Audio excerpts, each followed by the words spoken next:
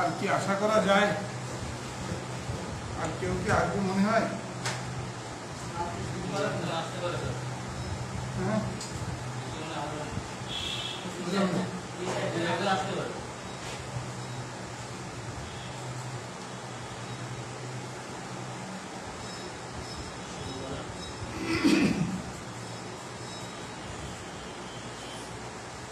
আমাদের এমার্জেন্সি পরীক্ষা হয়ে গেছে মানে সবাই দিচ্ছ? তোমরা দিচ্ছ? হ্যাঁ,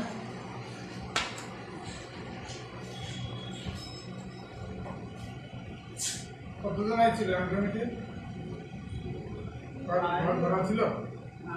ঘর ভরা ছিল? আমার আজকে ওগুলো আসবে না, পরীক্ষা ছিল বলে আইছি। আজকে আমাদের যে সাবজেক্ট আছে ফার্মাকোলজি, ফার্মাকোলজি হচ্ছে ওসব বন্ধ করো, শোনো আমার কথা, কিছুই মিলিবে না, আমি তো বলেছি।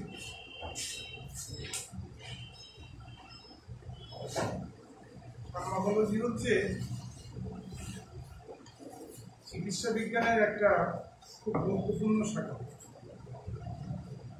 যে শাখায় ওষুধের প্রস্তুত প্রণালী, ওষুধের উৎস, মানবদেহে ওষুধের গুণাবলী কীভাবে কাজ করে,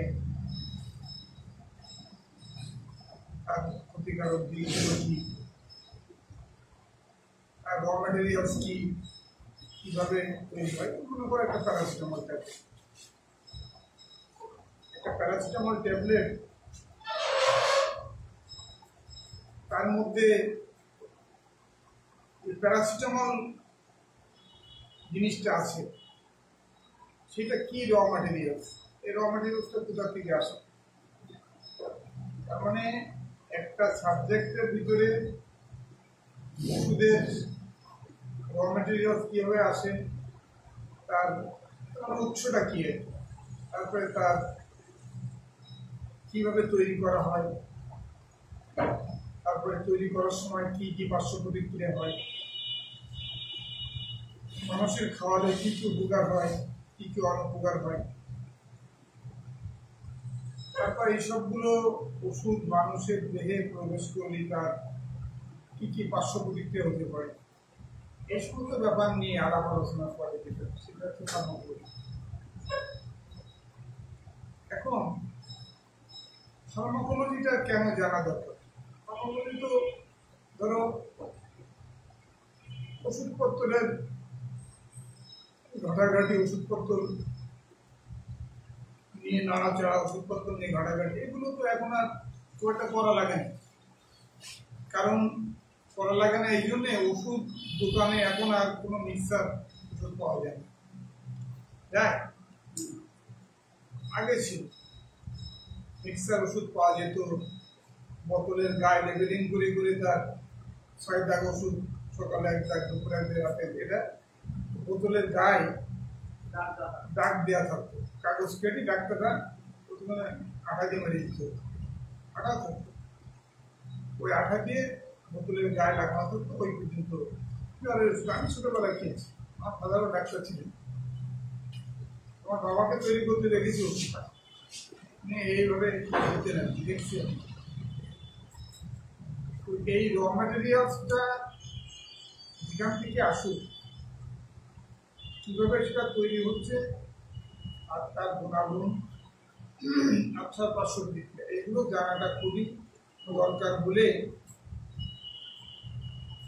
যেমন উদাহরণস্বরূপ বলা যায় যে অ্যাসপিরিন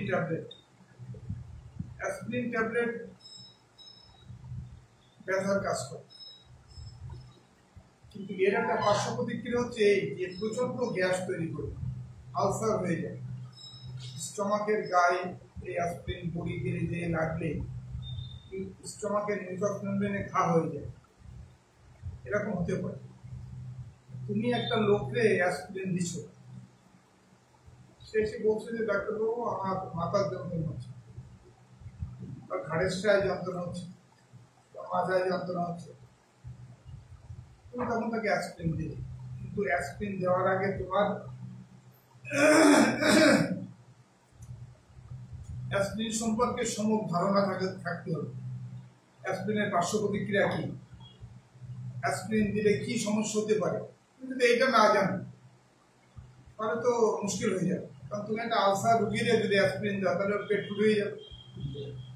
আজকে দিলে কাল সর্বরাশি করতে ডাক্তার মুখ দিয়ে রক্ত বেরোচ্ছে, পায়খানার সঙ্গে রক্ত যাচ্ছে কালো। কালো কেন? রক্তটা যখন বেরোয়, অবস্থরি সিদ্ধ হয়ে যখন রক্তটা বেরোয় তখন সে রক্তটা তো লাল থাকে। মানে যখন মলদ্রব দিয়ে রক্তটা বেরোচ্ছে তখন তার রং হয় কালো। আমরা বলি আলকাপটার মতো কালো। কেন আলকাপটার মতো কালো হচ্ছে? কেন আলকাপটার মতো কালো হবে?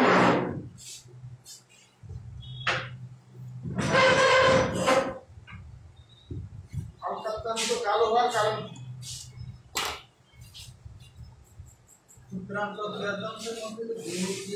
অনেক রাস্তা পার, ঠিকই বলছেন, একদম অ্যাকুরেট অ্যান্সার। অনেকটা রাস্তা পার হয়ে তাকে আসতে হয়।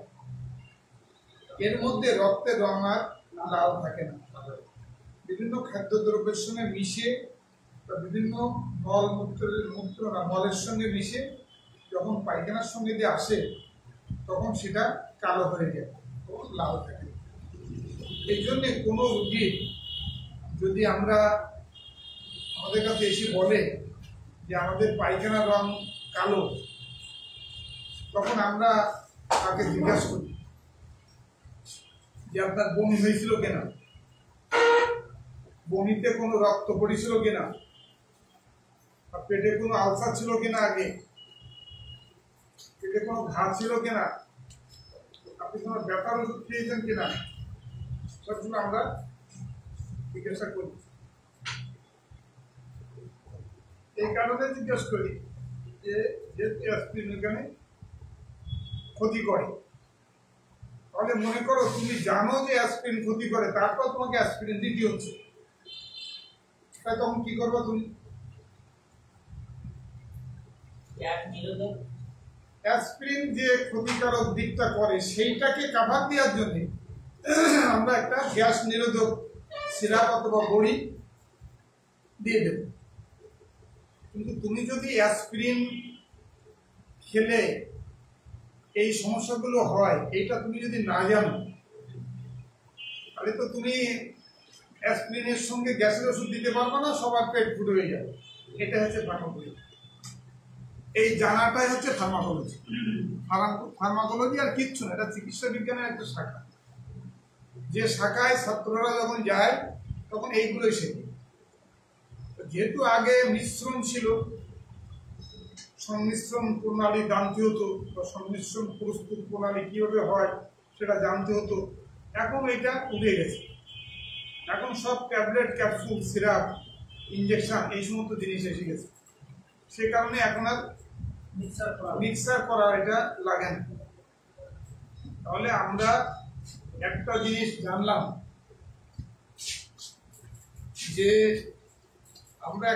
জানলাম যে মানব দেহে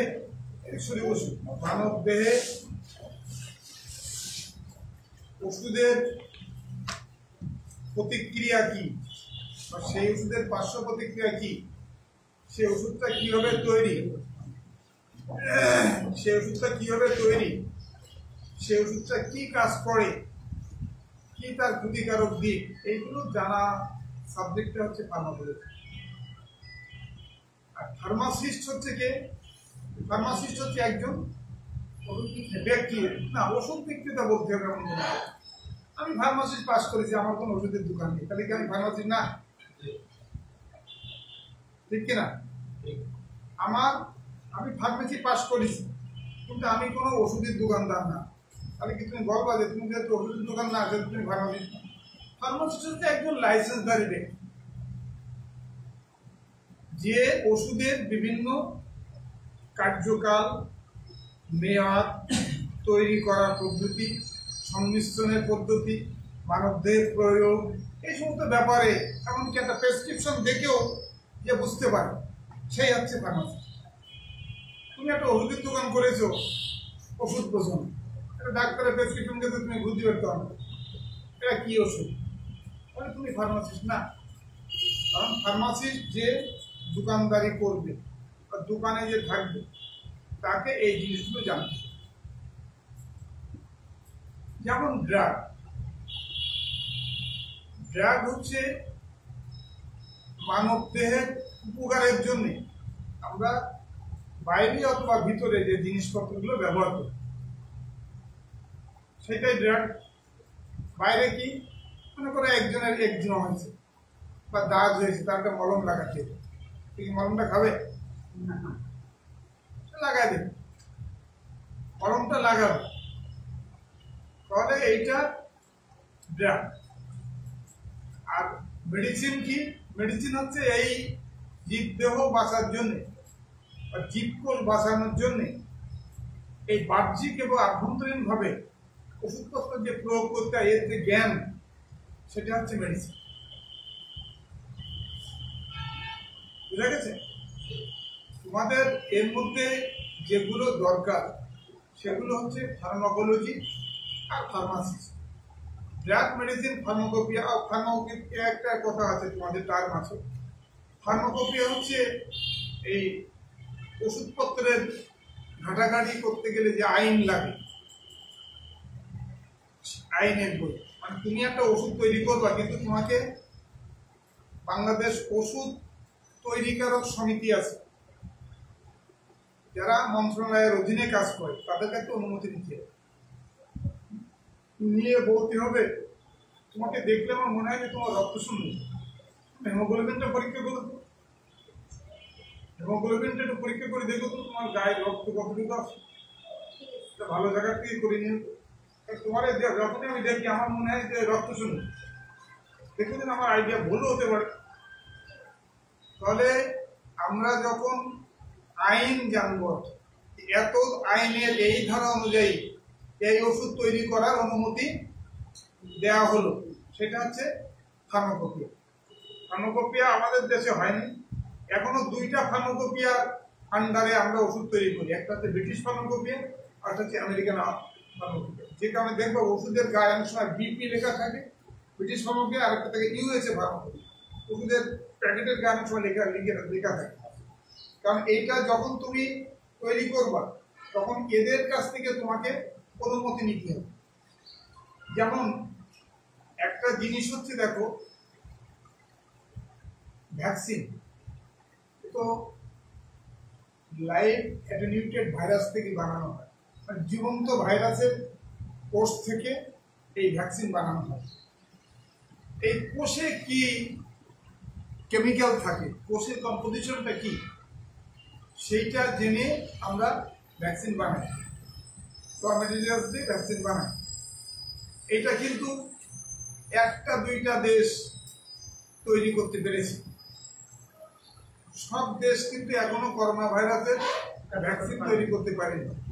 যেমন যুক্তরাজ্য, মানে লন্ডন, যেটা আমরা ইংল্যান্ড বলি, ইংল্যান্ড তৈরি করতে পেরেছে, চীন তৈরি করতে পেরেছে, আমেরিকা তৈরি করেছে, ভারত তৈরি করেছে, কিন্তু সেটা হচ্ছে আরেকজনের লাইসেন্সে, আরেকজনের ফর্মুলা নিয়ে। পুনে সিরাম ইনস্টিটিউট, যেটা বিশ্বের দ্বিতীয় বৃহত্তম ভ্যাকসিন প্রস্তুতকারক কারখানা, পুনেতে, মহারাষ্ট্রে, সেই পুনের সিরাম ইনস্টিটিউটে এই ভ্যাকসিন তৈরি হয়েছে। র ম্যাটেরিয়াল এবং ফর্মুলা আর একটি আনতে হয়েছে। অক্সফোর্ডও হতে পারে, ফাইজারেরও হতে পারে, সিনোফার্মের হতে পারে, মডার্নার হতে পারে, এই জায়গায় হতে পারে। ফর্মুলা এখনো ভাইরাসের ইন্ডিয়ান সংস্করণ, যেটা মানে ইন্ডিয়া ইটসেলফ এখনো কোনো ভ্যাকসিন তৈরি করতে পারে না, সবই প্রক্রিয়াধীন। আমাদের দেশও প্রক্রিয়াধীন। আমাদের দেশ বলছে যে আমরা চীনের ফর্মুলায় তৈরি করবো, তখন আমাদেরকে র ম্যাটেরিয়ালস নিয়ে আসতে হবে।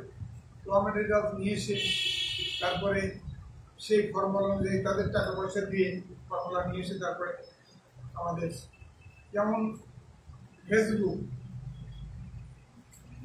ফেসবুকের জনককে হ্যাঁ,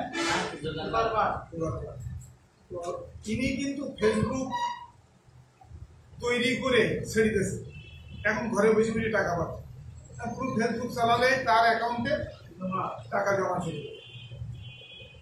যেমন ইউটিউব, এতে যে ইউটিউবের কথা মনে পড়লো, আমার ছেলের একটা ইউটিউব চ্যানেল আছে, একটা ভৌতিক চ্যানেল, আমার ছেলেটা তৈরি করা হয়েছে রাত 12টার থেকে রাত 3টা পর্যন্ত।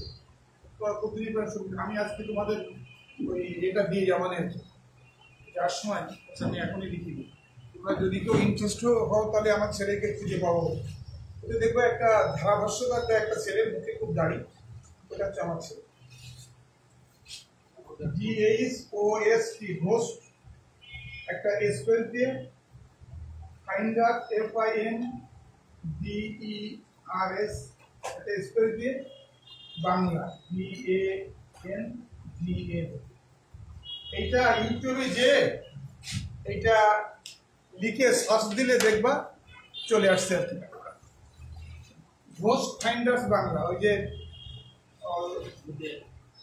বুঝতে পেরেছো, হোস্ট লিখে একটা স্পেস দিতে হবে, তারপরে ফাইন্ডার্স লিখে একটা স্পেস দিতে হবে, তারপরে বাংলা লিখে সার্চ দিলে আমার ছেলের ওই চ্যানেলটা চলে আসে, একটা ভৌতিক চ্যানেল, ইউটিউব থেকে মনে পড়ল। তো গত মাসেও সে হোস্ট ফাইন্ডার্স থেকে 61,000 টাকা পাইছে ইউটিউব থেকে। মানে ইউটিউব চ্যানেলে তার সাবস্ক্রাইবার এখন 2 লক্ষের উপরে। এই 7 মাসের ভিতরে তার 2 লক্ষের উপরে সাবস্ক্রাইবার হয়ে গেছে, খুব জনপ্রিয় আর কি ওটা। যাই হোক, এইটা সে কিন্তু এখন এইগুলো করে ছেড়ে দেয়, তার অ্যাকাউন্টে গুগল তার অ্যাকাউন্টে টাকা মাসের শেষে পেমেন্ট দিয়ে দেয়, একদম মানে কোনো ধান্দাবাজি টাজি নেই। ওর যে অ্যাকাউন্ট আছে সেই অ্যাকাউন্টে প্রতি মাসের শেষে তোমার কত ভিউয়ার্স হয়েছে, কত কমেন্ট আছে, কয়েকজন লাইক করছে, সবচেয়ে বেশি ভিউয়ার্সের পরে নির্ভর করে আর কি, সেটা করে তার যেটা পেমেন্ট প্রতি মাসের 31 তারিখে অ্যাকাউন্টে জমা হয়ে যায়। 1 তারিখের দিন চিঠি আসে, ওর একটা মেসেজ আসে যে আপনার টাকা জমা হয়ে গেছে।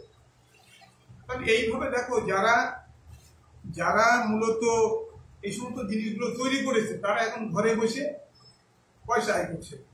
আর এই ফর্মুলাগুলো যারা ওষুধের ফর্মুলাগুলো যারা তৈরি করছে, বা যে সমস্ত সায়েন্টিস্টরা এই সমস্তগুলো নিয়ে রিসার্চ করে করে এগুলো করছে আর কি, তাহলে তারা প্রত্যেকেই এখন সেই দেশ, প্রত্যেকে না বলে সেই দেশ বলা ভালো, সেই দেশের সায়েন্টিস্টরা বেতনভুক্ত সরকারের, তারা এখন কোটি কোটি ডলারের মালিক হয়ে গেছে এক একটা ওষুধ তৈরি করে। আমাদের দেশে তো এখন বেশিরভাগ ওষুধ আমাদের দেশীয় কোম্পানির ওষুধ পাওয়া যায়। এক সময় তো আমাদের এখানে ছিল না এটা, যেমন ফাইজার ছিল, এখন ফাইজার নাই। ফাইজার একটা আন্তর্জাতিক খ্যাতিসম্পন্ন ওষুধ প্রস্তুতকারক দেশ প্রতিষ্ঠান। ফাইজার, আলবার্ট ডেভিড, বুস্ট, এই সমস্ত কোম্পানি ছিল আগে। এখন যেমন অপশনিন, স্কোয়ার, এসিআই, ইনসেপ্টা, এবং আমাদের দেশে আছে আর কি একমি, অপশনিন।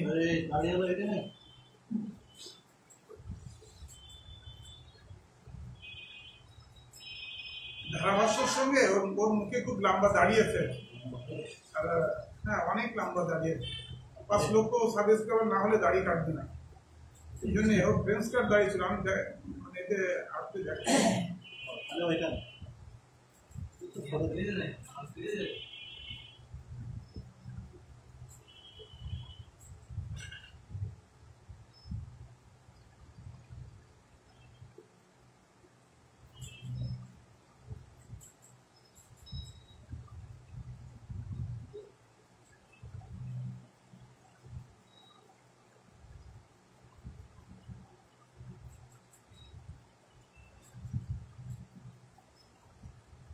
এখন 139তম পর্ব চলছে আর কি। এটা হচ্ছে তোমার এটা হচ্ছে 65তম পর্ব আর কি। তোমার এই যে এটাতে দেখো, এই যে মুখে দাড়ি যে এটা হচ্ছে আমার ছিল। তারপরে এটা অন্য পাশে নিয়ে গেছি আর কি। সেই জায়গায় তোমার ইয়ে ঠিক আছে আর কি, ঘোস্ট ফাইন্ডার বাংলা লেখা ঠিক আছে আর কি। আচ্ছা এবার শোনো, সবার ইউটিউবে যে সার্চ করলে, লিখে সার্চ করলে চলে আসবে, ওর মধ্যে যে ধারাভাষ্যতা এবং মুখে দাড়ি, ওইটা হচ্ছে আমার ছেলে। American ফার্মাকোপি, USA. ইউএসএ মানে কি? United states of America. এই কথাটার মানে কি? কেন ইউনাইটেড কিংডম, যেমন যুক্তরাজ্যকে বলা হয় ইউনাইটেড কিংডম, তেমনি আমেরিকাকে বলা হয় ইউনাইটেড স্টেটস অফ আমেরিকা। মানে কি ইউনাইটেড স্টেটস অফ আমেরিকা? কেন? অনেকগুলো অঙ্গরাজ্য আছে, নিউ জার্সি, ওয়াশিংটন, মিশিগান, এরকম বিভিন্ন অঙ্গরাজ্য আছে। এইটা এই দুটো ওষুধের থেকে আমরা আমাদের এখনো ওষুধের ফর্মুলা আইন সিদ্ধ করি আর কি। সেই জন্য ওখান থেকে আইন প্রয়োগকারী একটা প্রতিষ্ঠান আর কি, যেখান থেকে আমরা যে আইন থেকে আমরা সবকিছু তৈরি করতে পারি এবং আমরা বাজারে ছাড়তে পারি আর কি, আমাদের কোনো অভিযোগ থাকে না। তারপরেও কথা হচ্ছে আমাদের দেশে একটা ওষুধ প্রশাসন নীতি আছে এবং জাতীয় ওষুধ প্রস্তুত কমিটি আছে।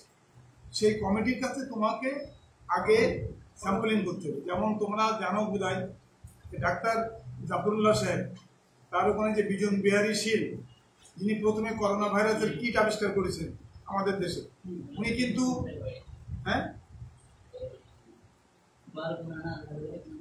কোথায় বাড়ি জন্য আমি জানি না কি, বিজন কুমার শীল, উনি প্রথমে কিট আবিষ্কার করেছিলেন বাংলাদেশে। ওইটা উনি সরকারকে দিচ্ছিলেন আর কি, যে আমার এটা পরীক্ষা করে দেখাও। তো ডক্টর জাফরুল্লাহ তো একটু অন্য দল করে, সে কারণে সবাই বলে আর কি যে পলিটিক্যাল কারণের জন্য এই বিজনবাবুর ফর্মুলাটা গ্রহণ করা হয়নি। তারপরে উনি আবার চলে গেছেন, সিঙ্গাপুর চাকরি করে, সিঙ্গাপুরে একটা ইনস্টিটিউটে চাকরি করে, সায়েন্টিস্ট, বিখ্যাত বৈজ্ঞানিক। এইবার আমরা এই নিয়মগুলো আর একটা জিনিস বাদ থাকলো এর মধ্যে, সেটা হচ্ছে টক্সিকোলজি। টক্সিকোলজি মানে হচ্ছে বিষবিদ্যা, মানে বিষ খেলে তার কিভাবে চিকিৎসা করতে হবে সেই জিনিস। কিন্তু এখানে একটা কথা হচ্ছে, খুব ইন্টারেস্টিং একটা জিনিস হচ্ছে, সেটা হচ্ছে যে ছেলেটা এই ফার্মাকোলজির, এই ফার্মেসির দোকান দেবে, তার কিন্তু টক্সিকোলজির আলাদা লাইসেন্স থাকে। যে তুমি বিষ বিক্রি করা, যেমন যারা কীটনাশক ও সার বিক্রি করে ওদের কিন্তু লাইসেন্স আছে। তুমি যে ইঞ্জিন বিক্রি করো তার লাইসেন্স আছে, কিন্তু লাইসেন্স নিয়ে এসে তোমাকে ইঞ্জিন বিক্রি করতে হবে। তেমনি টক্সিকোলজি ট্রিটমেন্টের জন্য যে বিদ্যা রক্ত করতে হবে তারও ট্রেনিং আছে, এবং সেখান থেকে তোমাকে কাগজ নিয়ে আসতে হবে। এইগুলো মোটামুটি ফার্মাকোলজির কিছু বেসিক নিয়ম। তবে এর মধ্যে জানা থাকতে হবে দুইটা জিনিস, সে আছে একটা হচ্ছে ফার্মাকোলজি আর একটা হচ্ছে ফার্মাসিস্ট। এটা জিনিস জানতে হবে। আর একটা ফার্মাসিস্টের একটা ক্রাইটেরিয়া থাকতে হবে, সেটা হচ্ছে যে ফার্মাকোলজির ক্রাইটেরিয়া হচ্ছে, ফার্মাসির একটা ক্রাইটেরিয়া থাকতে হবে এরকম যে সে প্রত্যেকটা প্রেসক্রিপশনের মানে বোঝে। যে ওষুধটা লেখা হয়েছে সেই ওষুধটা কোন রোগের জন্য দেওয়া হয়েছে সেটা হচ্ছে না বুঝতে পারে, কিন্তু ওষুধ লেখা যেটা সেটা বুঝে কোন জায়গায় আছে, সে কোথায় রাখছে, ওষুধটা খারাপ না ভালো, এসবগুলো অন্তত সে বুঝতে পারবে। এটা করে জানতে হবে। এক, দুই হচ্ছে ফার্মাসিস্ট ওষুধ বিক্রি করতে পারে। সে যদি তার কাছে কোনো জ্বরের রুগীপত্র আসে, তাহলে তার যে প্রাথমিক ধ্যান ধারণা বা জ্ঞান আছে, সেই জ্ঞানে সে ওষুধ তার কাছে বিক্রি করতে পারে। এগুলো ফার্মাসিস্টের ট্রেনিংয়ের মধ্যে বলা আছে। ফার্মাসিস্ট যারা এখান থেকে বেরোয়, যারা ফার্মাসিস্টের সার্টিফিকেট জোগাড় করতে যাবে, এখন তো প্রশ্ন খুব কঠিন হয়েছে, আগে এত কঠিন ছিল না, অনেক প্রশ্ন আছে। সে সমস্ত প্রশ্নগুলো অ্যান্সার দিয়ে তোমাকে পাস করে লাইসেন্স নিয়ে আসতে হবে, এনে তারপরে দোকান খুলতে হবে। এখন তুমি ইচ্ছে করলে একটা ওষুধের দোকান দিতে পারবে না। এইগুলো মোটামুটি আমাদের ফার্মাকোলজি সম্বন্ধে একটু জানতে হবে। আর একটা জিনিস আছে এখানে, আর একটা জিনিস আছে কেমোথেরাপি। কেমোথেরাপি সম্বন্ধে তোমাদের একটা ধারণা দিই। কেমোথেরাপি মানে হচ্ছে অ্যান্টি ক্যান্সার ড্রাগ। ক্যান্সারের এগেনস্টে ছাড়া অন্য কোনো জায়গায় কেমোথেরাপির ওষুধ ব্যবহার করা হয় না। কেমোথেরাপি মানে একটি কম্বিনেশন অফ ড্রাগ, অনেকগুলো ওষুধ পর স্যালাইনের মধ্যে দিয়ে পুশ করতে হবে একটা নির্দিষ্ট মাত্রায় খুব নির্দিষ্ট দিন পরে। এই জন্য কেমোথেরাপি আজকে একটা দিলে পরে কি যে 4 সপ্তাহ পরে আবার ডেট করে না। যাদের ক্যান্সার হয়েছে তারা কি বলে যে আজকে একটা কেমো দিয়ে আসছি আর 4 সপ্তাহ পরে আর একটা কেমো দিতে দিয়ে হবে, এরকম দিন পরে আর কি। কেমোথেরাপি মানে তোমরা এইটুকুনি মনে রাখো একটা anti cancer drug. Anti cancer drug দেওয়ার একটা প্রসেস, একটা পথ। হ্যালো বিকাশ বলো, এখন আমি ক্লাসে আছি, বলো। আমি তখন ক্লাস করতেছি 4টির পরে যেতে পারবো। কি সমস্যা? মিনি স্ট্রোক করে বাড়িতে দেখি কোনো লাভ হবে না, তোমাকে হাসপাতালে আনতে হবে। আমাদের প্রাইভেট হাসপাতালে নেই সর্বত, কারণ মিনি স্ট্রোক করা মানে বাড়িতে ওই রোগী চিকিৎসা হবে না, ওকে স্যালাইন দিতে হবে, 8 ঘন্টা পর পর ওটার জন্য ইঞ্জেকশন দিতে হবে, অ্যান্টিবায়োটিক ইঞ্জেকশন দিতে হবে। এগুলো বাড়িতে তুমি কোনো মতেই করতে পারবে না। একটা ভ্যানে করে আস্তে আস্তে নিয়ে এসো, হাসপাতালে ভর্তি করো, তারপর আমি রাতে দেখবো না।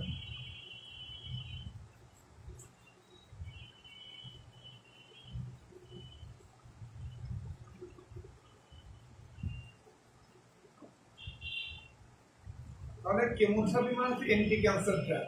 অ্যান্টি ক্যান্সার ড্রাগ আমরা কোনভাবে দেব, কিভাবে দেব, তার নিয়মটা কেমোথেরাপির মধ্যে লেখা আছে।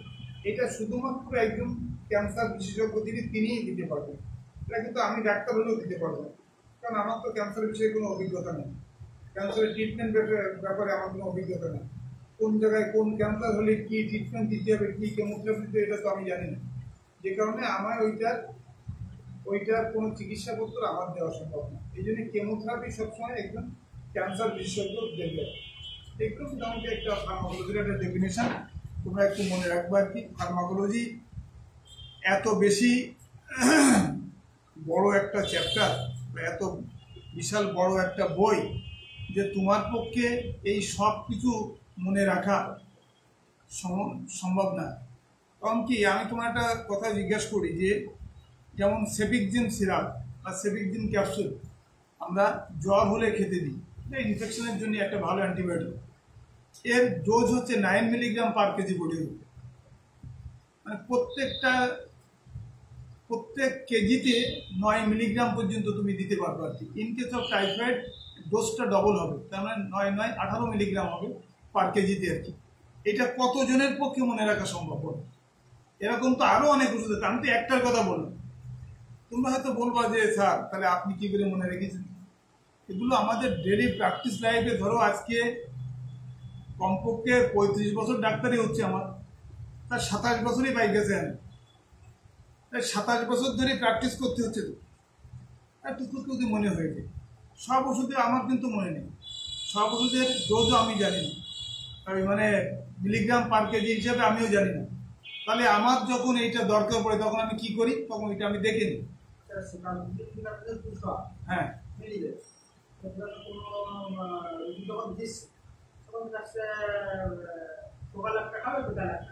না এটা তুমি 2 বারও দিতে পারো, আবার 1 বারও দিতে পারো। এটা 1 বারও দিতে পারো। তুমি সেফিকজিন গ্রুপের ওষুধ তুমি সকালে একটা রাতে একটা দিতে পারো, আবার এট এ টাইমে দিতে পারো, 1 বার করেও দিতে পারো।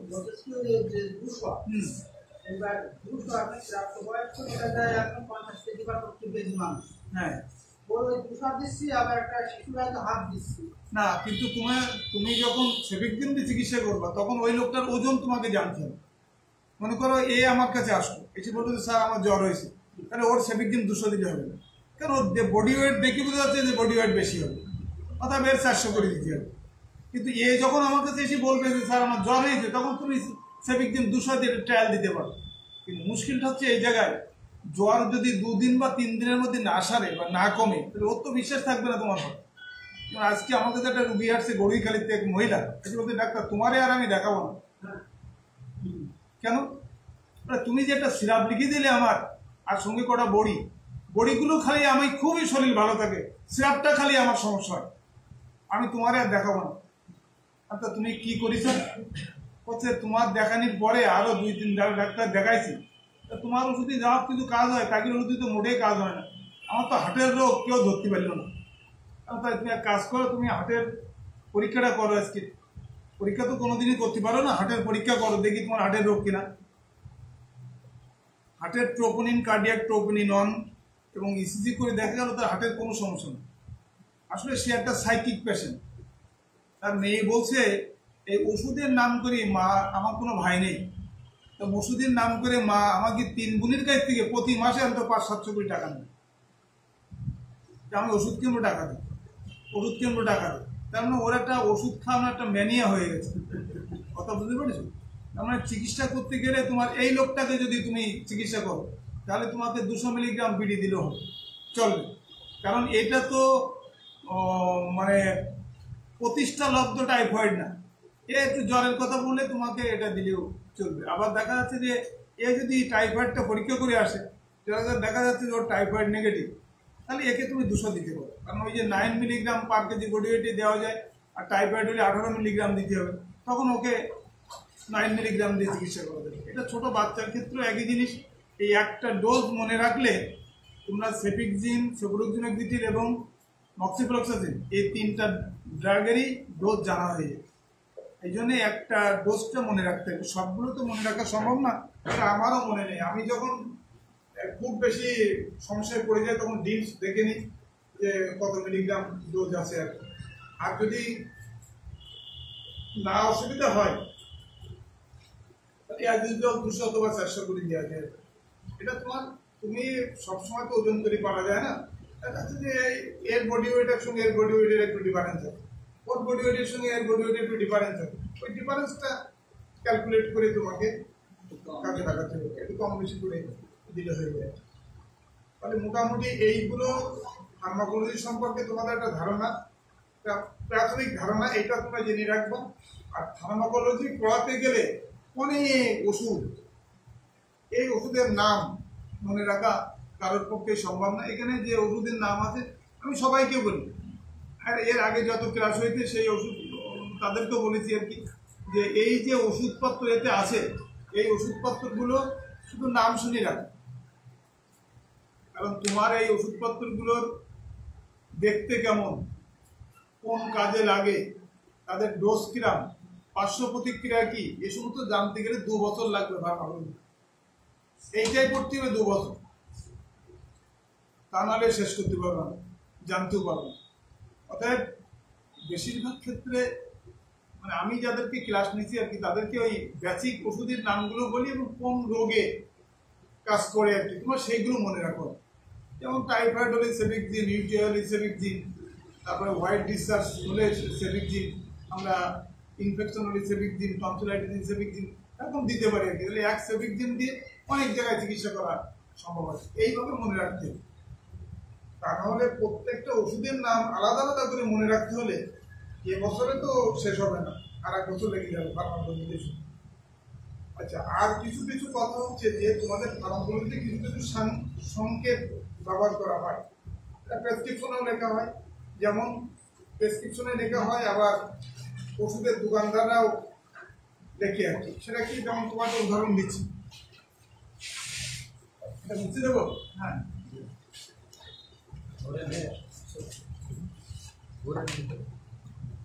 এটা হচ্ছে মনে করো একটা জিনিস লিখলাম 1 ট্যাব বিডি, অথবা লিখলাম 1 ক্যাপ টিডিপিসি, তো লিখলাম 1 ক্যাপ ডেলি, অথবা লিখলাম 1 ক্যাপ অ্যাট এইচএস, অথবা লিখলাম 1 ক্যাপ অ্যাট সিএম ডেলি। এইগুলো তোমাদেরকে জানতে হবে। এই বইতে তোমাদের কতগুলো সাংকেতিক চিহ্ন দেওয়া আছে, যেগুলো তোমাদেরকে জানতে হবে। যেমন তোমার একটা জিনিস ওখানে বই আমি লিখে দিচ্ছি 1 ট্যাপ বিডি মানে কি। 1 ট্যাপ বিডি মানে হচ্ছে একটা করে দিনে 2 বার কোয়ান্টাম টিডিএস মানে একটা করে দিনে 3 বার। বিডির ফুলমনি কাছে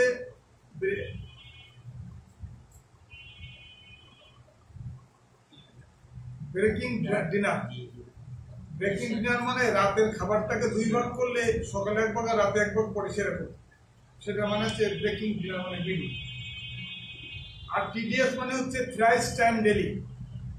পিসি মানে পিসি মানে কি? পিসি মানে হচ্ছে ভাত খাওয়ার পর, পোস্ট মিল বলি আমরা। পিসির প্রশ্ন হচ্ছে পোস্ট মিল, ভাত খাওয়ার পরে। এগুলো আগে আর একটা জিনিস আমাদের একটু জানতে হবে আর কি, এগুলো এমনি আমি টেবিলের পর এমনি লিখলাম।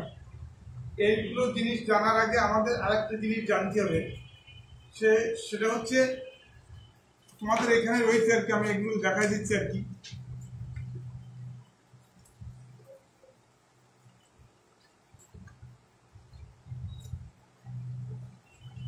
একটা প্রেসক্রিপশনে, তোমরা কোনো প্রেসক্রিপশন দেখেছো না? দেখেছো? প্রেসক্রিপশনের বাম পাশে আর ডান পাশে, প্রেসক্রিপশনের বাম পাশে আর ডান পাশে একটা জিনিস লেখা থাকে, সেটা দিয়ে আমি শুরু করি। এগুলো আমরা এমনি বলবানে আবার পরে। মনে করো এই বোর্ডটা হচ্ছে একটা প্রেসক্রিপশন, তাহলে এখানে দাগ দেওয়া থাকে, এখানে দাগ দেওয়া থাকে, এখানে কি থাকে? ডাক্তারের নাম আর ডিগ্রি, তাই না? এগুলো হচ্ছে তাই থাকে। আর এখানে থাকে বয়স, এখানে থাকে তারিখ। অনেকে এখানে আরেকটা ভাগ করে লেখে ঠিকানা, আছে না? এরকম আছে কিনা? এই জিনিসগুলো এইভাবে করার মানে দেখো, এগুলো করার তো মানে আছে।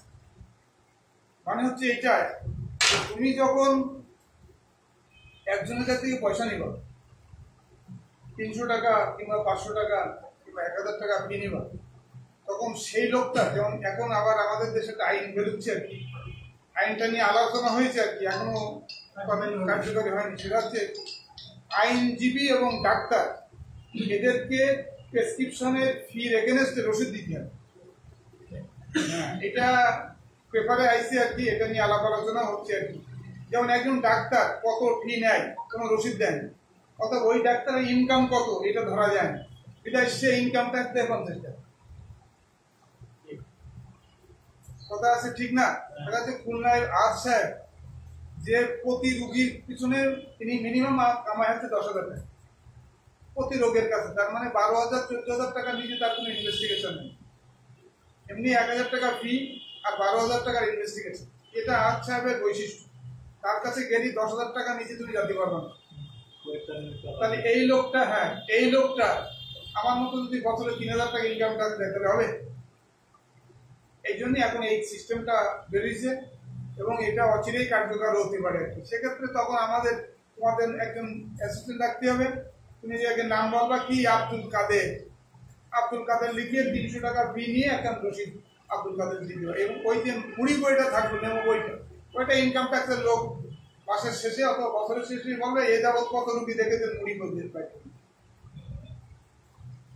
কোনো সমস্যা নেই। মুড়ি বই দেখি ওরা বুঝে যাবে যে এটা একটা কত কামাই করছে। আইনজীবীদের দেয়, আইনজীবীও তো কোনো লাইসেন্স নেই, আছে তাই তোমার কি জামিন করাই দিবান কালকে কোর্টে, কিন্তু টাকা বলে তারা দেয়, এর তো কোনো রসিদ দেয় দেয়। তাহলে আইনজীবী যদি ওই বছরের শেষে 300 টাকা ট্যাক্স দেয়, আর আমরা তো এমনি চোর, আমাদের স্বভাব চরিত্র সব চোরের চেয়ে তো খারাপ। আমরা বছরের শেষে ইনকামটা দিয়ে ট্যাক্সটা দেখাই, তাতে মনে হয় যে সবচেয়ে বেশি কম ভিখারি আর কি, এর আরো 2 পয়সা দিতে পারলে ভালো হয়। কিচ্ছু নেই, শোনা যায় না, 10 ভরি শোনা হয়তো আছে, তা লিখি দেয় শোর বাড়িতে পাইছে, লিখতে হবে। কিন্তু ইনকাম ট্যাক্স যারা দেয় তারা জানে আর কি, ইনকাম ট্যাক্সের ফাইলে লেখা থাকে যে আপনার যে স্থাবর অস্থাবর সম্পত্তি তার বিবরণ লিখে দেয়, ঘরের ভিতরে টিভি, ফ্রিজ, সোনা দানা কোথার থেকে পেয়েছেন, কে কি গেছে, সব লিখতে হবে। বেশিরভাগ বেটারা লেখে কি যে সোনা পাইছে শ্বশুর বাড়িতে, যদি তার 10 ভরি সোনা থাকে তা সে লেখে যে 10 ভরি সোনা শ্বশুর বিয়ের সময় দিই। এই দিকে বছরের শেষে 3000 টাকা ইনকাম ট্যাক্স। এই জন্য এই ফাঁকি রোধ করার জন্য এসবগুলো করছে। যাও, এইটা একটা প্রেসক্রিপশনে থাকবে, থাকার পরে আমরা এইখানে প্রথম যেটা লিঙ্ক দিয়ে শুরু করি সেটা দিয়ে আগে শুরু করি। এটা হচ্ছে এই চিহ্নটা, এই চিহ্নটা দিয়ে আমরা ওষুধের নাম লিখি যে ট্যাবলেট নাপা 111 ধরা পেল, এটা লিখে দেন। এই চিহ্নটার মানে কি, এটা দিয়ে তোমাদের এই প্রশ্নটা শুরু আর কি। এই যে RX আমরা বলি, সংক্ষেপে বোঝার জন্য বলি RX, তাই না? RX মানে কি? এটা হচ্ছে এই শব্দটা ল্যাটিন ওয়ার্ড, এর বাংলা মানে হচ্ছে টেক দাও। তার মানে ফার্মাসিস্টকে বলা হচ্ছে যে আপনি আমার এই প্রেসক্রিপশনে যে ওষুধগুলো লেখা আছে এগুলো প্রদান করুন। এই শব্দটার বাংলা মানে হচ্ছে তাই, টেক দাও, দাও দাও, THOU, টেক দাও মানে তোমাকে এটা বলা হচ্ছে যে তুমি এই প্রেসক্রিপশনে ওষুধটা সরবরাহ করো। টাকা না থাকলে তো সে দেবে না, কিন্তু এটা আমাদের একটা অনার করা, ফার্মাসিস্টকে একটা অনার করা, সম্মান দেখানো যে আপনি এই ওষুধটা সাপ্লাই করেন, এই ওষুধটা আপনি দেবেন। কথা বোঝা গেছে? এই যে সহজভাবে মনে রাখার জন্য আছে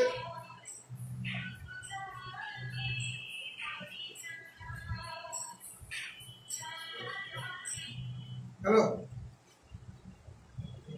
হ্যাঁ হ্যাঁ হ্যাঁ হ্যাঁ, হাসপাতালে ভর্তি করো। সরকারি হাসপাতাল তো এখন হাসপাতাল নাই, আগে 2বার স্ট্রোক হয়ে যেটা 3rd স্ট্রোক, এখন এই রোগীটা বাঁচানো খুব কঠিন হবে। তাহলে এইটার মানে হচ্ছে টেক দাও, তার মানে রিসিভ করো এবং তুমি যে নিয়মে বলা আছে এই নিয়মে ওষুধপত্রগুলো দাও। তোমার কিন্তু দোকানদারদের ওই প্রেসক্রিপশন দেখে ওষুধ কখন খাবে এটা তোমাদের বলে দেওয়ার কিন্তু নিয়ম। এই জন্যে আমরা এখানে নিচে 111 লিখে দিই। প্রথম কথা হচ্ছে দোকানদাররা বলবে যে তুমি 3 বেলা 3টা খাবা ভরা পেটে, আর সেই লোক যে প্রেসক্রিপশন নিয়ে যাচ্ছে সে যদি পড়তে পারে তো সে নিজে নিজে পড়েও নেবে। আগে এক সময় কথা ছিল যে বড় হাতের অক্ষর দিয়ে সব লিখতে হবে, সব নাম ওষুধের নাম সব বড় হাতের অক্ষরে ক্যাপিটাল লেটারে লিখতে হবে, এতে পাবলিকের বুঝতে সুবিধা হয়। কারণ অনেকজনের হাতের লেখা আছে খুব খারাপ, ডাক্তারদের মোটে বোঝা যায় না, রোগীরা বুঝতে পারে না, দোকানদারও অনেক সময় বুঝতে পারে না এরকম। সেই কারণের জন্য বলা হচ্ছে যে বড় হাতের অক্ষর দিয়ে লিখতে হবে। RX, তারপরে হচ্ছে তোমরা এইবার বইটা বের করো।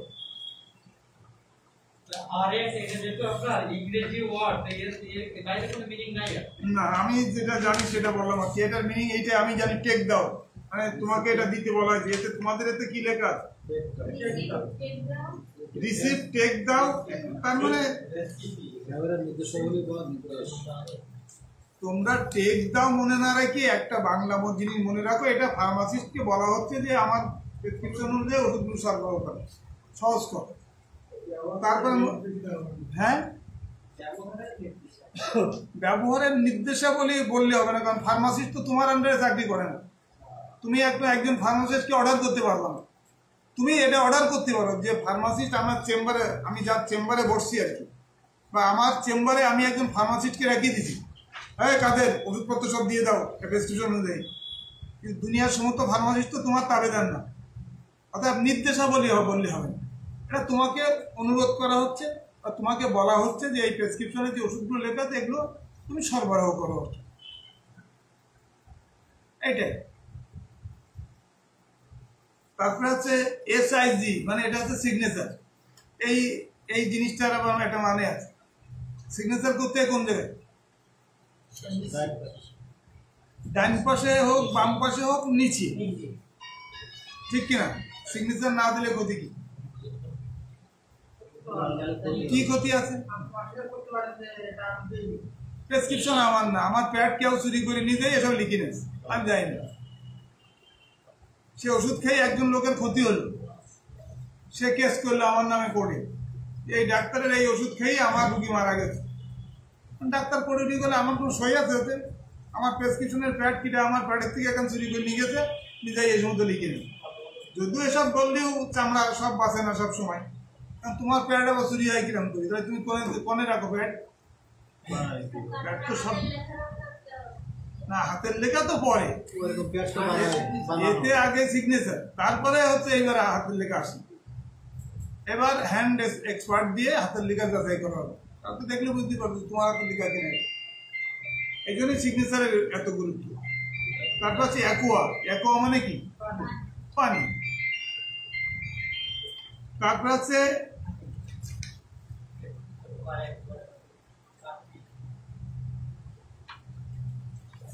আছে কি মিনিম। মিনিম মানে ফোঁটা, কয় ফোঁটা, এটা কাদের লাগে? এটা হোমিওপ্যাথি ওষুধটা বেশি ব্যবহার করে, কিন্তু আমাদের অ্যালোপ্যাথিতেও খুব ব্যবহার আছে। যারা ছোট বাচ্চাদের যখন ড্রপ খাওয়াতে তখন এইগুলো লাগে আর কি। মিনিম মানে ড্রপ। এপেল মানে ফ্লুইড। বিডি মানে দিনে 2 বার। আমি তোমার ওই শব্দটা আর একবার দেখিনি, মানে বুঝলে, এটা হচ্ছে ব্রেকিং ডিনার না কি যেন একটা এর ছিল আর কি, আমি তো দেখিনি, মানে গুগল থেকে সার্চ করে দেখি, তোমাদের পরের ক্লাসে বলবার। বিডি মানে এইভাবে মনে রাখিছি আমরা সহজভাবে মনে রাখার জন্য। বিডি মানে দিনে 2 বার, ওডি মানে 1 বার অনস ডেলি, টিডিএস মানে 3 বার, কিউডিএস মানে 4 বার, বিডিপিসি আছে বাংলাদেশ ডেন্টাল অ্যান্ড না, বিডিপিসি মানে হচ্ছে দিনে 2 বার খাওয়ার পরে, টিডিপিসি মানে দিনে 3 বার খাওয়ার পরে, টিএসএফ মানে কি? টিস্পুন ফুল মানে 1 চামচ তৈরি। তারপর আছে কিউএস মানে কোয়ান্টিটি অফ সাফিসিয়েন্ট, পরিমাণ মতো আর কি। এসওএস মানে ইফ নেসেসারি, ওই যে এসওএস বলিলাম একদিন কোন ক্লাসের জন্য তোমাদের বলেছিলাম কিনা, যে এসওএস আর কি, তার মানে যখন কোনো প্রয়োজন পড়বে তখন খাবে। তাহলে এইটা লিখতে হলে কিভাবে লিখতে হবে এটা তো তোমার জানতে হবে। তুমি এসওএস কিভাবে লিখবা? তুমি একটা ওষুধ লিখবে, ওষুধ লিখে দিয়ে মনে করো তুমি একটা ওষুধ লিখলে,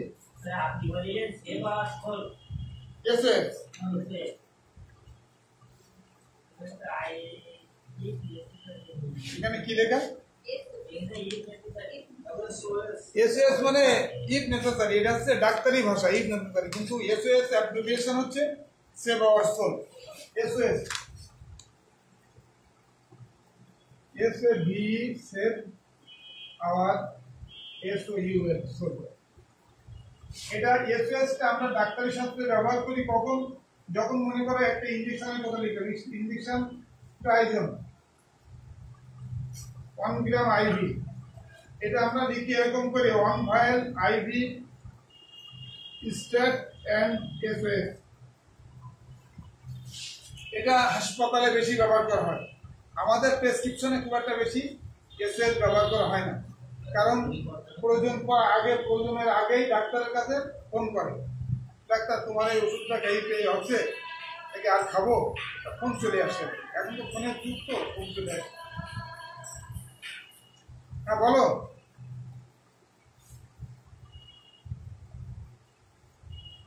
না, কিসের মেডিকেল আগে শুনতে হবে তো, কিসের মেডিকেল?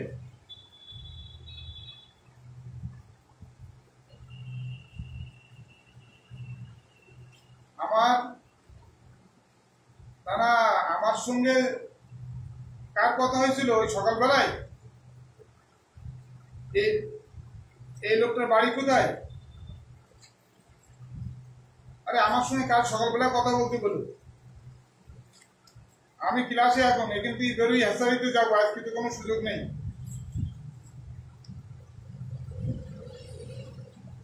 তুমি এক কাজ করো, তুমি ওই 4:30টার দিকে বা 4:45টার দিকে ওই লোনাপানি কেন্দ্রে হ্যাসারিতে পাঠাই দাও, আমার সঙ্গে কথা বলবে।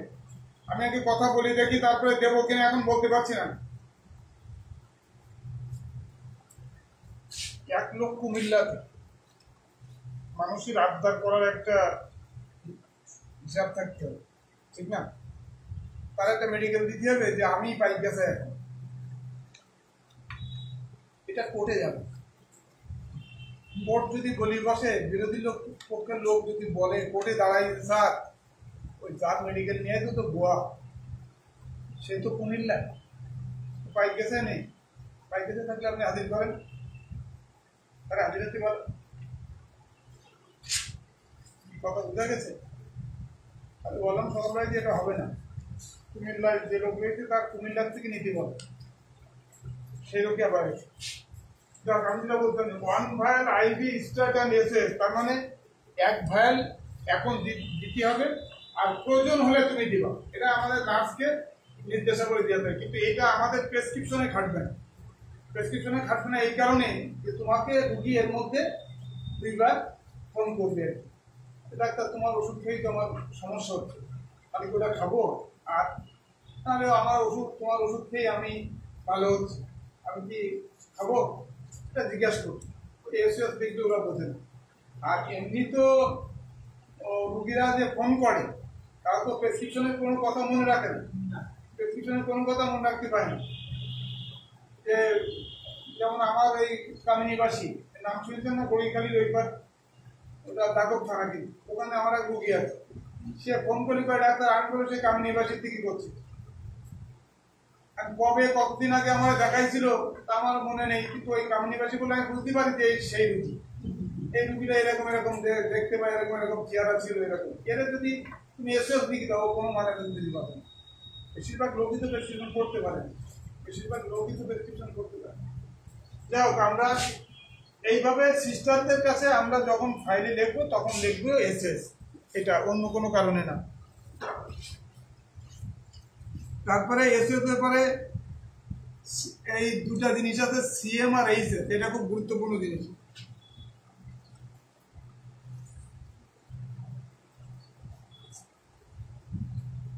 সিএম মানে কি? Coming morning. এটা কোন ওষুধে লিখতে হবে? সিএম মানে তোমার এতে তো লেখা রয়েছে, কামিং মর্নিং লেখা রয়েছে, তাই যে তোমরা বলছো, নাহলে তুমি তো আগে জানতে না। সিএম মানে কামিং মর্নিং, এটা কোন ওষুধের পরে লিখতে, কোন ওষুধের বেলায় লিখতে না, প্রত্যেক দিন সকালে খেতে হবে। সকালবেলায় অনেক ওষুধ খাওয়া যায়, কিন্তু আমরা কোন ওষুধটার পরে সাধারণত সিএম লিখি? সকালবেলায় তো অনেকে অনেক ওষুধ খায়, তাই না? কেউ গ্যাসের বড়ি খায়, কেউ ব্যথার বড়ি খায়, কেউ অ্যান্টিবায়োটিক খায়, কিন্তু কারোর বেলায় সাধারণত সিএম লেখা হয় না, কিন্তু ওই ওষুধটার পরে সিএম লেখা হয়। Lasix tablet. ল্যাসিক্স ট্যাবলেট মানে কি? যারা প্রস্রাব বাড়ায়। প্রস্রাব বাড়ায় মানে কি? বেশি প্রস্রাব করাই, তাহলে গা ফোলা, পেট ফোলা, মুখ ফোলা, সব ফোলাগুলো কমে যায়। সাধারণত এই জাতীয় ওষুধের বেলায় আমরা সিএম মর্নিং লিখি বা কামিং মর্নিং লিখি, যে প্রত্যেক দিন সকালবেলায় একটা করে খাবেন। এখন একটা প্রশ্ন এখানে উঠতে পারে যে প্রত্যেক দিন সকালে কেন? আমি যদি এটা রাতে খাই তাহলে অসুবিধা কি? সকালে না খাই আমি রাতে খাবো, তো ঘুম হবে না। হ্যাঁ, 5 মিনিট পর বাথরুমে যেতে হয়, তাহলে ঘুমাবে কখন? এই জন্য কিছু কিছু ওষুধ আছে যে ওষুধগুলো একটা পার্টিকুলার সময়তে খাওয়াতে হবে, সকালে খাওয়াতে হবে অথবা সকালের পরে দুপুরে খাওয়াতে হবে, এটা রাতে খাওয়ানো যাবে না। তার মধ্যে এই একটা। তেমনি আর একটা ওষুধ আছে, যেটা ঘুমের বড়ি, আমরা এইচএস লিখি। এইচএস মানে রাতে ঘুমানোর আগে, বিফোর স্লিপ বা বেড টাইম। তো এই সময় যে ওষুধটা খাওয়াই, ঘুমের ওষুধটা, এটা রাতে যাতে ঘুম ভালো হয় সেই জন্য খাওয়ানো হয়, ঠিক কিনা? তাহলে যদি এখন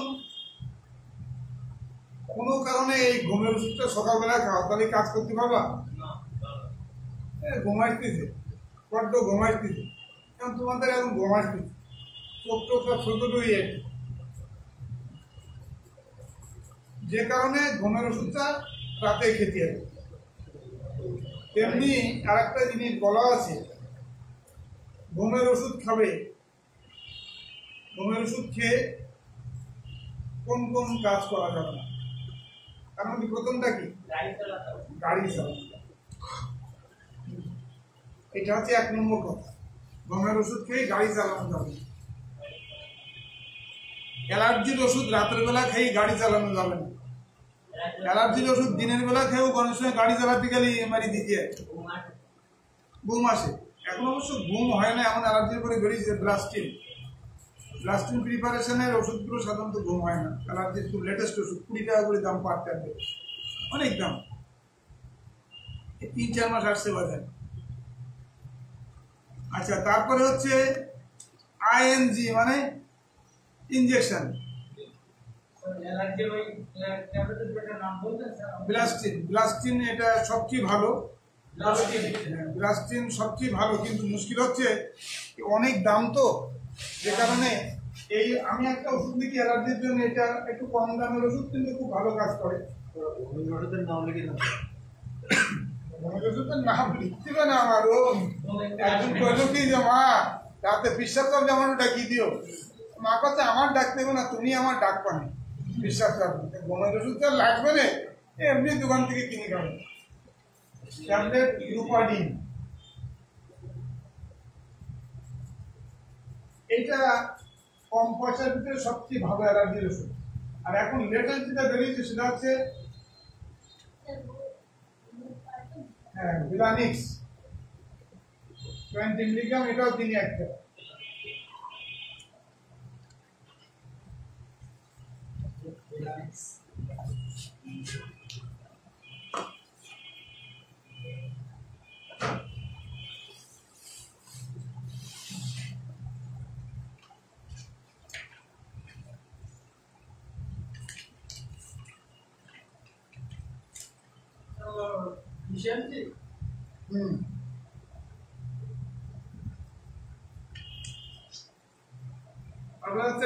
ডিআইএসটি মানে ডিস্টিল ওয়াটার, ওই এর আগে একটু বাদ গেছে। আইএম, আইএম মানে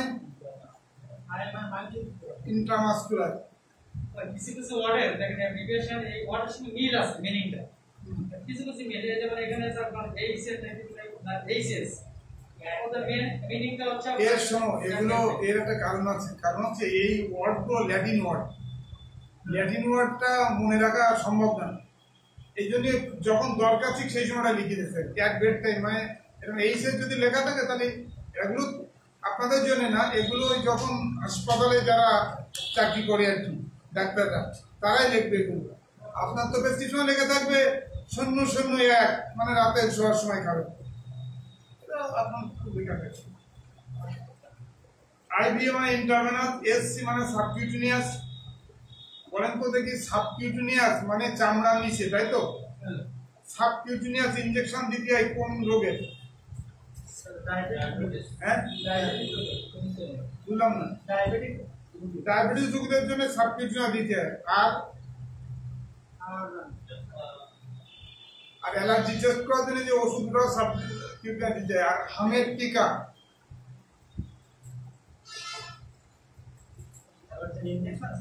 হ্যাঁ অ্যালার্জির ইনজেকশন,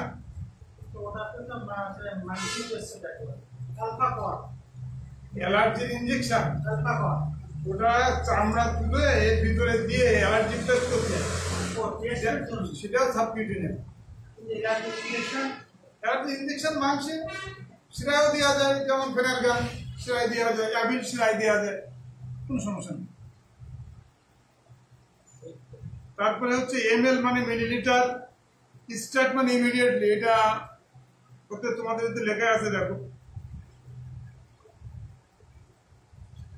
তারপরে ডিআরতে ডক্টর, আইএনজিতে ইনজেকশন, এরপরে এগুলো মেডিকেল কলেজের নাম টাম ওসবগুলো তোমাদের দরকার নেই।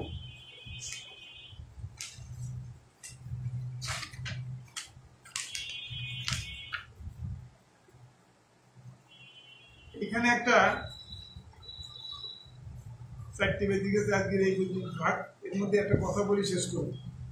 সেটা হচ্ছে আইপিজিএমআর, institute of post graduation medical and research, এটার এখন নাম কি? আইপিজিএমআর, institute of post graduation medicine and research. 4 নম্বর পৃষ্ঠার উপরে দেখো, হ্যাঁ শেষের উপরেরটা, এটা এখনকার নাম কি? এর আগে কি নামে ডাকতো সবাই? আইপিজিএমআর, ওই শেষের উপরেরটা।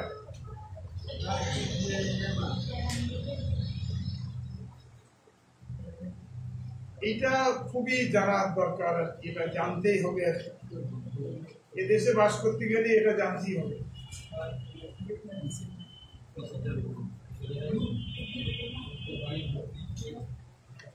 মাস্টারমশাই, আইপিজিএম এর পুরানো নাম কি আর এখন নাম কি?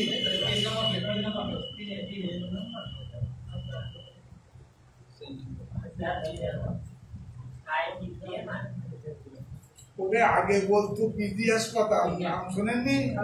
ঢাকায় বলতে পিজি, কোন হাসপাতালে বলতে পিজি হাসপাতালে, মানে পোস্ট গ্রাজুয়েশন হসপিটাল। এখন এর নামই দেখি বঙ্গবন্ধু শেখ মুজিব মেডিকেল বিশ্ববিদ্যালয়। আমাদের দেশে থাকবেন আর আমাদের দেশের নাম বলতে পারবেন না, তা তো হবে না। আরে বাবা, পিজি হাসপাতাল বলে পুরনো লোক যা। তুমি তুমি গাবতলীর থেকে সিএনজিতে উঠতে তো কোথায় যাওয়া, তুমি বললে পিজি হাসপাতাল।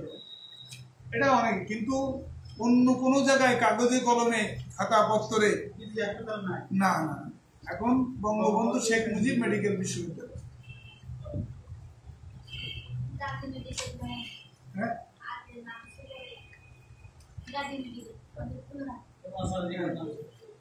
ওটার নাম ছিল আগে যে খুলনা সার্জিক্যাল হসপিটাল, না সার্জিক্যাল ক্লিনিক, পরে গাজী মেডিকেল হয়েছে। ওই সেই একই লোকের একই হাসপাতাল, শুধু নামটা পাল্টাইছে। ওই অ্যাপিলেশন নিতে হয়, অ্যাপিলেশন নিতে হয় মানে অনুমোদন নিতে হয়। Bangladesh medical and dental council যারা আছে সেখান থেকে অনুমতি নিতে হয়।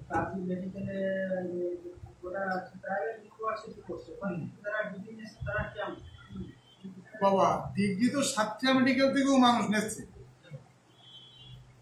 ডিগ্রিটা তো বড় কথা না, বড় কথাটা কি প্র্যাকটিস করার স্কোপ কোথায়।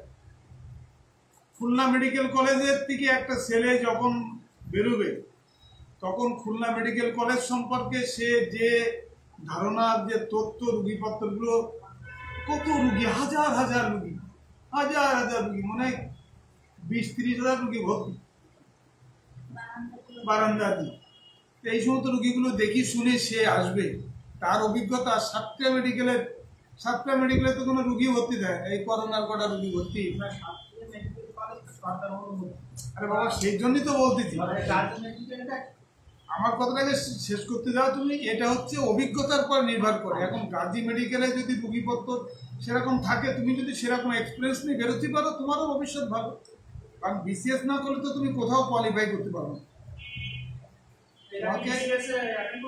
অবশ্যই, কারণ একটা কারণ যে Gazi medical Bangladesh medical and dental কাউন্সিলের অনুমোদন প্রাপ্ত। তুমি পাইকাজে একটা মেডিকেল কলেজ খাড়া করলে, এটা এমনি করলে তো হবে না। বাংলাদেশ যে মেডিকেল অ্যান্ড ডেন্টাল কাউন্সিল আছে তার অনুমোদন লাগে। তারা এসে দেখবে যে তোমার কিন্তু কয়টা রুগী থাকে, তুমি কয়টা রুগী চিকিৎসা দাও, কয়জন ডাক্তার আছে তোমার এখানে কয়টা ছেলেগুলি করতে পারবে, এই সমস্ত দেখাশোনা করার পরে তারপর তারা অনুমোদন দেবে। মান তো সবই সরকারি হাসপাতাল। এই যে সাতক্ষীরা দিল সরকারি হাসপাতাল, তুমি কোন মেডিকেল থেকে পাস করে দিলে এইটা তো জিজ্ঞেস করে না। জিজ্ঞেস করে যে একজন ভালো ডাক্তার যদি হয়, একদম নাম করা ডাক্তার যদি পাইকাতে আসে আর তার চিকিৎসা পদ্ধতি যদি খুব ভালো হয়, কোন মেডিকেল থেকে পাস করে তো কেউ জিজ্ঞেস করে? সার্টিফিকেট মানে আমাদের সাতক্ষীরা মেডিকেল তো খুলনা মেডিকেলের আন্ডারে, মানে খুলনা বোর্ডের আন্ডারে। খুলনা মানে যশোর বোর্ড যেটা, তার আন্ডারে মনে হয়। আমি ওটা ঠিক যাই না, তবে 4টা মেডিকেল কলেজ ছিল ঢাকা বোর্ডের আন্ডারে: বরিশাল, ময়মনসিংহ, সলিমুল্লাহ এবং ঢাকা মেডিকেল কলেজ। এই 4টা ঢাকা বোর্ডের আন্ডারে। এখান থেকে পাস করলে সব এমবিবিএস ঢাকা দেখি না, এরা এমবিবিএস দেখবে খুলনা সম্ভবত, আমি যতদূর জানি খুলনার। পরে বোর্ড টোড করেছি না, তো জানি খুলনা। কিন্তু আর একটা কথা হচ্ছে এই যে